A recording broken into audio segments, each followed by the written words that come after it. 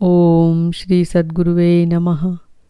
ओम नमो भगवते वासुदेवाय। अथ पंचविंशो अध्याय। पुरंजनोपाख्यान का प्रारंभ। श्री मैत्रेय जी कहते हैं, विदुर जी, इस प्रकार भगवान शंकर ने प्रचेताओं को उपदेश दिया। फिर प्रचेताओं ने शंकर जी की बड़ी भक्ति भाव से पूजा की। इसके पश्चात वे उन राजकुमारों के सामने ही अंतर्धान हो गए। सब के सब प्रचेता जल में खड़े रहकर भगवान रुद्र के बताए स्तोत्र का जप करते हुए 10,000 वर्ष तक तपस्या करते रहे। इन दिनों राजा प्राचीन बरी का चित्त कर्मकांड में बहुत रम गया था। उन्हें अध्यात्म विद्या विशारद परम कृपालु नारद जी ने उपदेश दिया। उन्होंने कहा कि राजन, इन कर्मों के द्वारा तुम अपना कौन सा कल्याण करना चाहते हो? दुख के आत्यंतिक नाश और परमानंद की प्राप्ति का नाम कल्याण है। वह तो कर्मों से नहीं मिलता। राजा ने कहा, महाभाग नारद जी, मेरी बुद्धि कर्म में फंसी हुई है, इसीलिए मुझे परम कल्याण का कोई पता नहीं है। आप मुझे विशुद्ध ज्ञान का उपदेश दीजिए, जिससे मैं इस कर्म बंधन से छूट जाऊं। जो पुरुष कपट धर्ममय गृहस्थाश्रम में ही रहता हुआ पुत्र, स्त्री और धन को ही परम पुरुषार्थ मानता है, वह अज्ञानवश संसारारण्य में ही भटकता रहने के कारण उस परम कल्याण को प्राप्त नहीं कर सकता। श्री नारद जी ने कहा, देखो देखो राजन, तुमने यज्ञ में निर्दयता पूर्वक जिन हजारों पशुओं की बलि दी है, उन्हें आकाश में देखो। ये सब तुम्हारे द्वारा प्राप्त हुई पीड़ाओं को याद करते हुए बदला लेने के लिए तुम्हारी बाट देख रहे हैं। जब तुम मरकर परलोक में जाओगे, तब ये अत्यंत क्रोध में भरकर तुम्हें अपने लोहे के से सींगों से छेदेंगे। अच्छा, इस विषय में मैं तुम्हें एक प्राचीन उपाख्यान सुनाता हूँ। वह राजा पुरंजन का चरित्र है। उसे तुम मुझसे सावधान होकर सुनो। राजन, पूर्व काल में पुरंजन नाम का एक बड़ा यशस्वी राजा था। उसका अविज्ञात नामक एक मित्र था। कोई भी उसकी चेष्टाओं को समझ नहीं सकता था। राजा पुरंजन अपने रहने योग्य स्थान की खोज में सारी पृथ्वी घूमा। फिर भी जब उसे कोई अनुरूप स्थान न मिला, तब वह कुछ उदास सा हो गया। उसे तरह तरह के भोगों की लालसा थी। उन्हें भोगने के लिए उसने संसार में जितने नगर देखे, उनमें से कोई भी उसे ठीक न जचा। एक दिन उसने हिमालय के दक्षिण तटवर्ती शिखरों पर कर्मभूमि भारत खंड में एक 9 द्वारों का नगर देखा। वह सब प्रकार के सुलक्षणों से संपन्न था। सब ओर से परकोटों, बगीचों, अटारियों, खाइयों, झरोखों और राजद्वारों से सुशोभित था और सोने, चांदी तथा लोहे के शिखरों वाले विशाल भवनों से खचाखच भरा था। उसके महलों की फर्शें नीलम, स्फटिक, वैदर्यु, मोती, पन्ने और लालों की बनी हुई थी। अपनी कांति के कारण वह नागों की राजधानी भोगवतीपुरी के समान जान पड़ता था। उसमें जहाँ तहाँ अनेकों सभा भवन, चौराहे, सड़कें, क्रीड़ा भवन, बाजार, विश्राम स्थान, ध्वजा पताकाएं और मूंगे के चबूतरे सुशोभित थे। उस नगर के बाहर दिव्य वृक्ष और लताओं से पूर्ण एक सुंदर बाग था। उसके बीच में एक सरोवर सुशोभित था। उसके आसपास अनेकों पक्षी भांति भांति की बोली बोल रहे थे तथा भौरे गुंजार कर रहे थे। सरोवर के तट पर जो वृक्ष थे, उनकी डालियां और पत्ते शीतल झरनों के जल कणों से मिली हुई वासंती वायु के झकोरों से हिल रहे थे और इस प्रकार वे तटवर्ती भूमि की शोभा बढ़ा रहे थे। वहाँ के वन्य पशु भी मुनिजनोचित अहिंसादि व्रतों का पालन करने वाले थे, इसीलिए उनसे किसी को कोई कष्ट नहीं पहुँचता था। वहाँ बार बार जो कोकिल की कुहू ध्वनि होती थी, उससे मार्ग में चलने वाले बटोहियों को ऐसा भ्रम होता था मानो वह बगीचा विश्राम करने के लिए उन्हें बुला रहा है।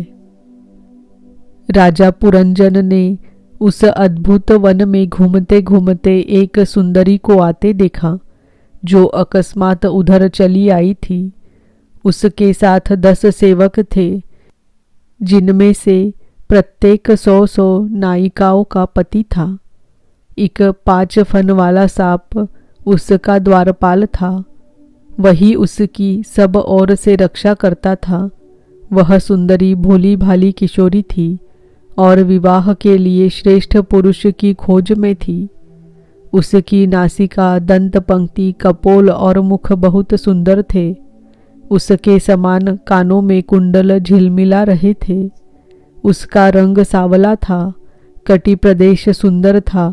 वह पीले रंग की साड़ी और सोने की करधनी पहने हुए थी तथा चलते समय चरणों से नुपुरों की झनकार करती जाती थी।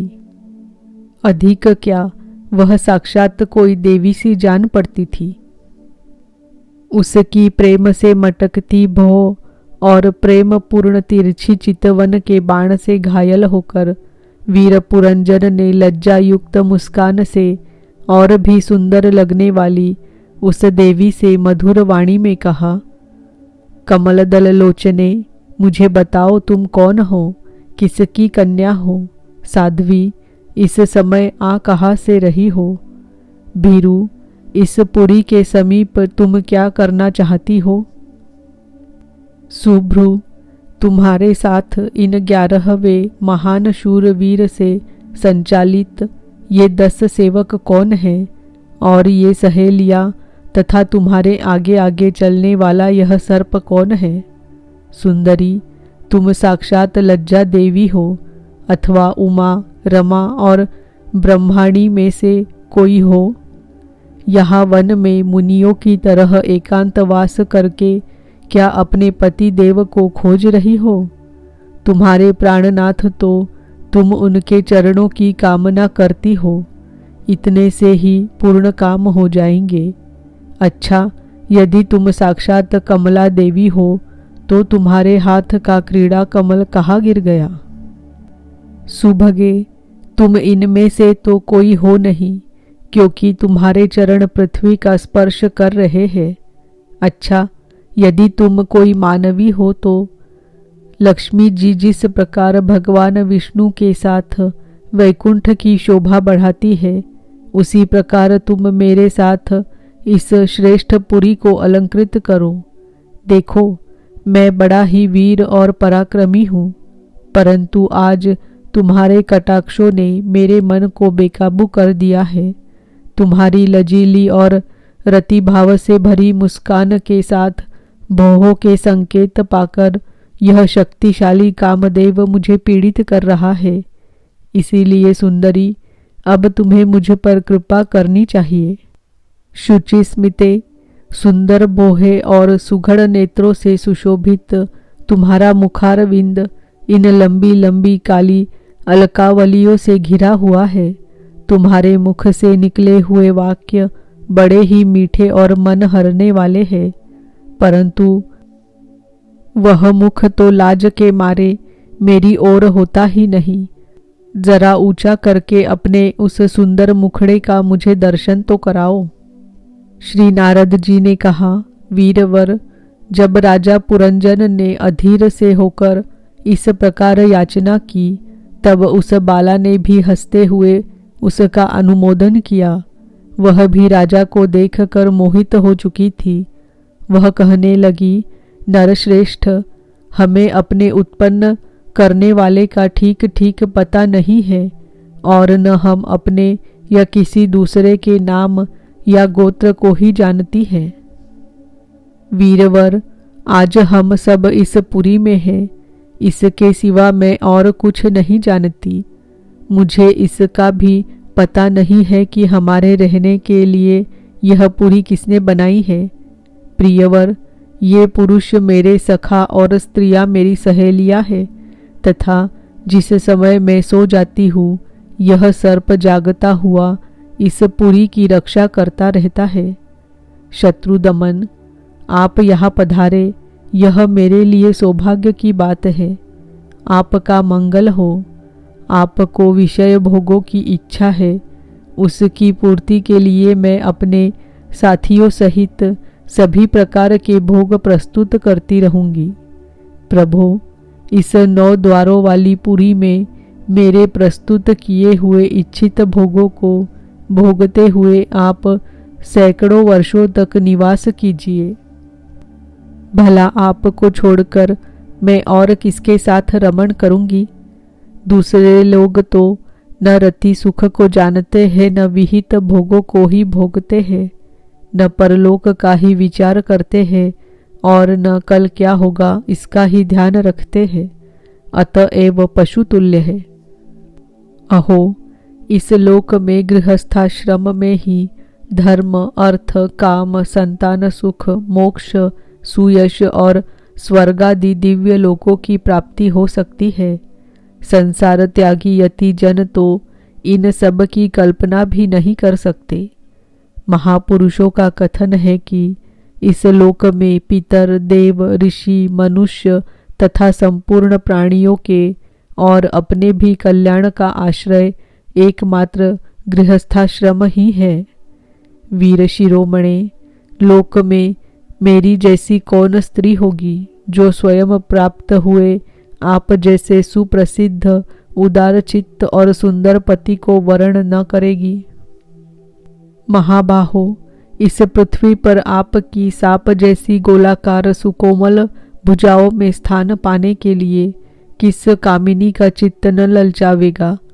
आप तो अपनी मधुर मुस्कानमयी करुणापूर्ण दृष्टि से हम जैसी अनाथाओं के मानसिक संताप को शांत करने के लिए ही पृथ्वी में विचर रहे हैं।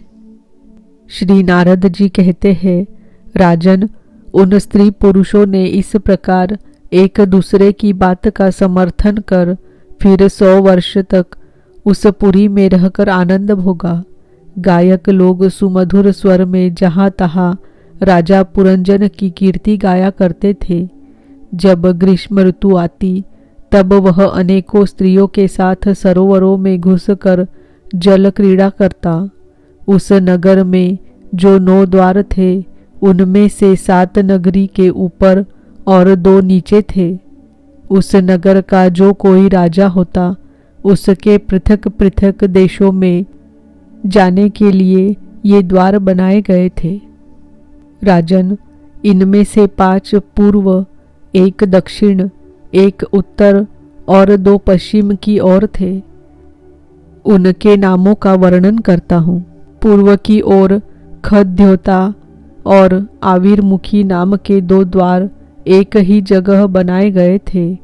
उनमें होकर राजा पुरंजन अपने मित्र द्युमान के साथ विभ्राजित नामक देश को जाया करता था।